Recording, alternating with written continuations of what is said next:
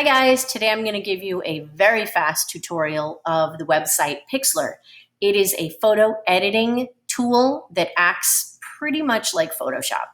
So you're going to go to pixlr.com. It's important to know you do not have to log in or create any kind of an account. You're just going to click on Playful X.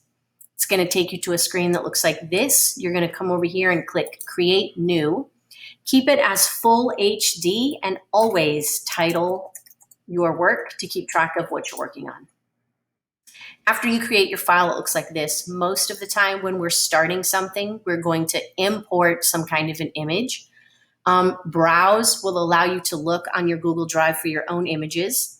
URL will allow you to pull something from the web, and stock will allow you to pull royalty-free photos or photos that don't have copyrights. So I'm just going to click dog. And I'm going to work with this adorable little doggy right here. Make sure you click Add Current because it'll add to the document that you've already started. So now let me briefly talk about all of these tools over here. So these first couple tools allows you to change the canvas or image size. This allows you to arrange items on your image and canvas. And then the crop tool allows you to crop images, cut out different things.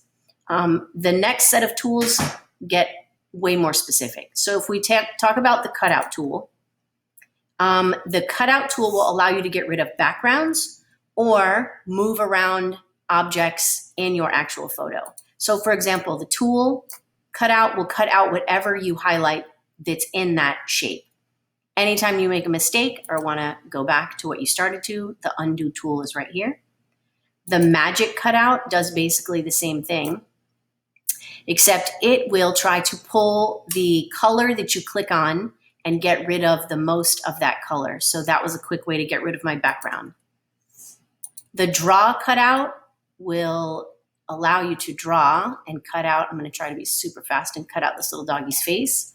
And it's going to cut out the piece that's inside, so you could make your brush bigger, softness, and you could extract that as a layer and it would create a new layer. So just as in Photoshop, you have access to layers over here where you can keep it empty and then add different things to that layer. Let me come back over here though and redo. And then the last one is our lasso cutout. So if I lasso this dog's face really fast, it's going to cut out whatever was in the lasso, or you could invert it.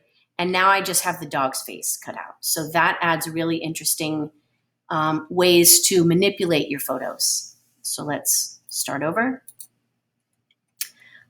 These next couple, adjust, filters, and effects, are just like in your phone or if you have access to Instagram. They allow you to adjust the colors, the lightness. You can add grain, you can blur pieces of the photo, and then you can have really cool effects. So if I just click on here, if I want to add some kind of an artsy, I can make it look like I took this photo through night vision. This next one, liquefy. I'm not really sure why you would liquefy something, but it does have an interesting effect. If you make the brush really large and click on an area, it will start to twist and turn that object, which is pretty interesting. Retouch does exactly what it sounds like. You can remove spots. You can fix pieces of a face. If I wanted to get rid of the highlight and the dog's eye, I could use it to do that. Drawing, these are all of your drawing tools. I'm going to use the brush tool really quickly, and I'm going to actually come in here and change my transparency, and I'm going to try to make some of his fur blue, so you can do things like that. You can add text to your photo and manipulate it all on this side. I have 34 seconds left. Last is where you can add an element. So you can add an overlay, a border, stickers. So I'm going to add a sticker really fast. I'm going to give my dog some sunglasses. And then you can add that to your photo. The last thing that you want to remember is you need to make sure that you save what it is you're working on. Always make sure that JPEG is clicked and that is on high. And when you click the download button, it'll download directly to your Google Drive.